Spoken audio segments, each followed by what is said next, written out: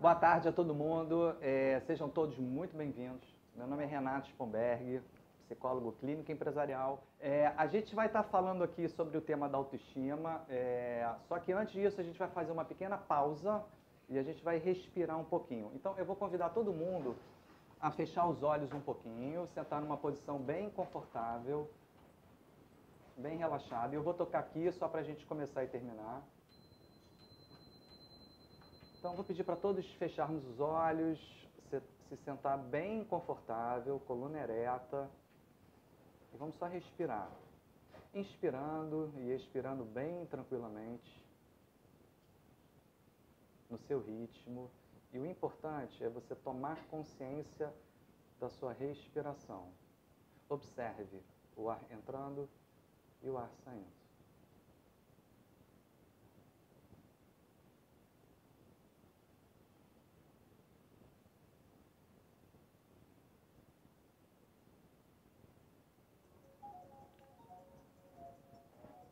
Se o seu pensamento fugir, traga ele aqui para a sala e para a sua respiração. E apenas observe e preste atenção ao ar entrando e ao ar saindo.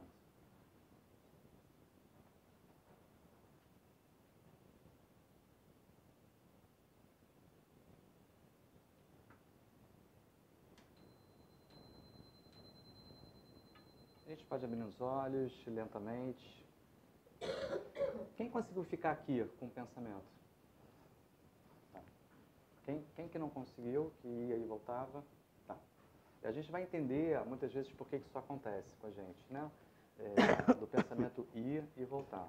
O tema da autoestima vai ajudar a gente a entender um pouquinho por que isso acontece. O nosso objetivo aqui é ajudar a gente a entender por que a gente tem, às vezes, insegurança, medo em algumas questões da nossa vida. E o que a gente vai poder fazer para, de alguma forma, transformar esse aspecto dentro da gente, tá? Então, a gente entender por que a gente tem a baixa estima, você vai voltar necessariamente à tua história lá de trás, você vai perceber, se você quiser investigar, que a causa disso está na forma como você foi educado e criado. Ou seja, você foi tratado como uma pessoa incompetente, que não presta, que você é ruim, que você é burro, que você é isso, que você é aquilo. E, obviamente, a criança passa a acreditar nisso. E é interessante, né? As pessoas que têm muita baixa estima, a maioria, tem muita dificuldade de se relacionar, tanto afetivamente, quanto muitas vezes no trabalho. Isso quer dizer o que na prática? Vou ter muita dificuldade de elogiar uma pessoa que eu amo, que eu gosto, de me aproximar. Eu vou sempre criar formas de me afastar da pessoa. Por quê? Porque o medo vai ser de eu me relacionar com a pessoa e ser rejeitado por ela. E para evitar isso, eu afasto primeiro. Se defende.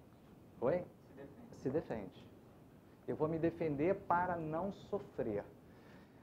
Quando a gente era criança, quando a gente recebe os nossos castigos, as nossas punições, não esqueçam disso. A criança manipula. A criança de 1 ano já está manipulando. A criança de 6 meses já está manipulando. Não se iludam que aquela coisa fofinha pode ser um monstro.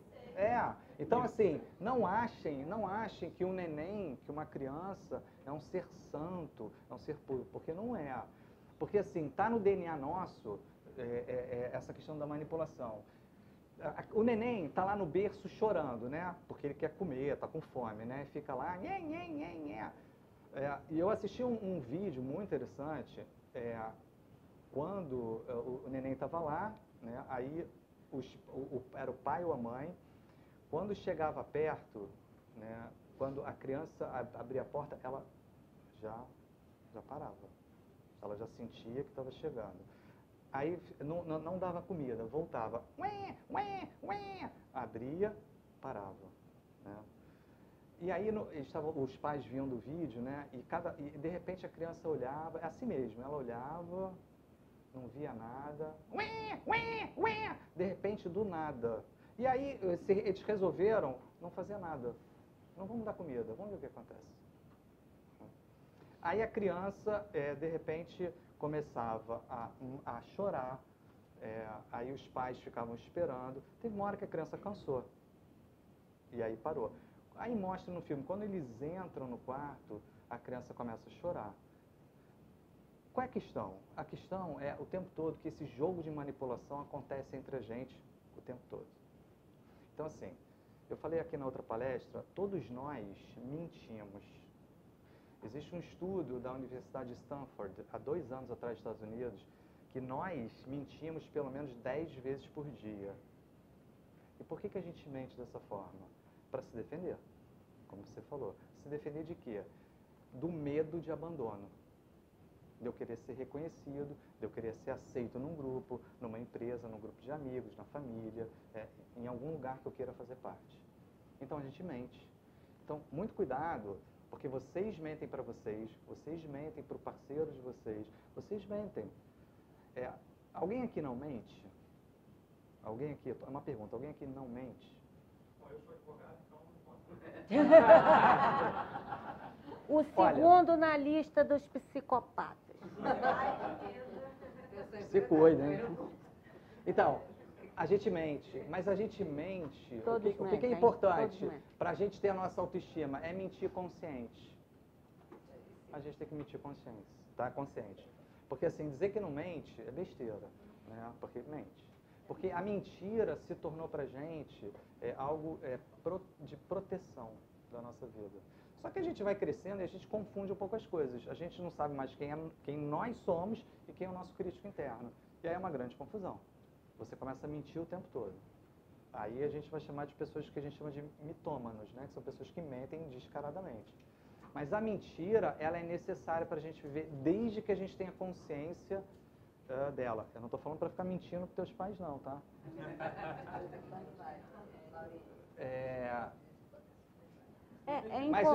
É importante colocar aqui o seguinte, no processo educacional, criança que mente para o pai e para a mãe é porque o pai e a mãe não aguentam a verdade. Isso, boa, exatamente. Se você é um pai ou uma mãe que suporta a verdade, seu filho nunca vai mentir para você. Perfeito. Agora, se ele mente e você corre para punir, ele vai mentir para você. Tá? Ele vai mentir mesmo, porque os pais ensinam também os filhos a mentirem, porque os pais mentem entre eles. Não, e mente pro filho também, né? Filho, atende aí, diz que eu não tô. Atende aí, diz que eu não tô, exatamente. Faz isso. Exatamente. Então, assim, Exatamente. e vocês sabem onde começou essa zona toda? Cara, foi quando começou a consciência humana, Adão e Eva. Sim. Foi lá, tinham 2 pessoas no mundo. Um já botou a culpa no outro. E depois Bota na a culpa cobra. no outro, o outro põe a culpa na cobra, a cobra não fala, pronto, acabou.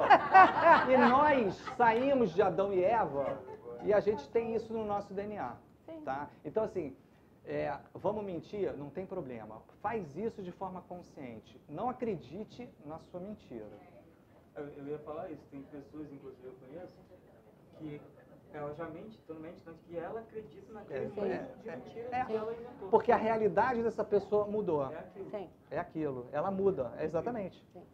São os políticos, né, gente? Isso aí não. Tem muito político. Fora da política.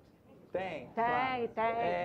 Querer mudar, reconhecer, aceitar, entender as causas. E a Marta falou a questão da confiança. A gente, para quem quer desenvolver a sua autoestima, comece a confiar mais em você. Depois desse passo a passo aqui. Começa a confiar na vida. Começa a treinar a confiar um pouquinho mais nos outros também. Porque a gente é muito desconfiado. Por exemplo, casal. Vou perguntar para o casal. Se o Diogo chega em casa...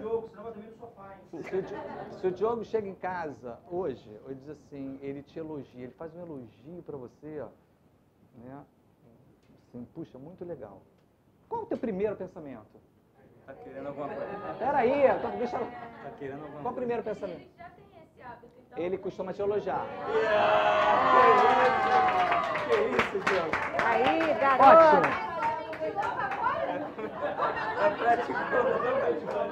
Boa, tá. Lucas, você costuma... você é casado? Não. Tá. Namorada? Tua namorada? Não. A irmã? Você costuma elogiar a tua namorada? Tá. Ela te elogia? Tá. Você acha alguma coisa estranha quando ela te elogia muito? Pô, que maravilha, o grupo aqui tá bom. Mas tem, por acaso... Você... Eu acho. Eu já acho que tá querendo alguma coisa. Pronto. Quando a tua mulher te elogia, você acha que ela está querendo alguma coisa?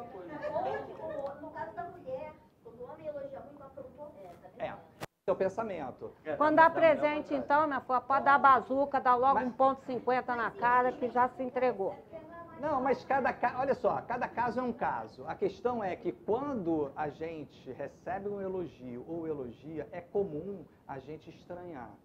A não ser que o casal já tenha um hábito de fazer isso. Ok. Não é nem de casal. Uma pessoa chega pra você e diz, nossa, que blusa linda, eu comprei na promoção, tá velha. Eu não perguntei onde você vai comprar, eu não quero uma igual. Eu tô dizendo que tá bonita. Isso. Não é? É isso. Aceita. A maioria de nós tem dificuldade de receber elogio, exatamente porque o crítico interno é muito alto. E o crítico interno fica nos sabotando e dizendo que a gente não presta o tempo todo. Tá? Não é perdoar o outro, cara. A gente não tem capacidade de perdoar as pessoas. Eu sinto informar para vocês. Se vocês acham que alguém fez alguma coisa muito ruim, sacaneou você, alguém da tua família, você vai, não, eu tenho que perdoar, porque não sei o quê, e começa aquelas coisas. Você, sempre que vê aquela pessoa, você vai lembrar do que aconteceu. Então, assim, essa história de perdoar os outros é uma coisa que não é muito razoável, porque a gente pode perdoar aqui, mas é assim, se a pessoa fez alguma coisa mais grave para você, você vai passar antes. Você cruza ou pensa naquela pessoa, o teu corpo já dá uma tensionada.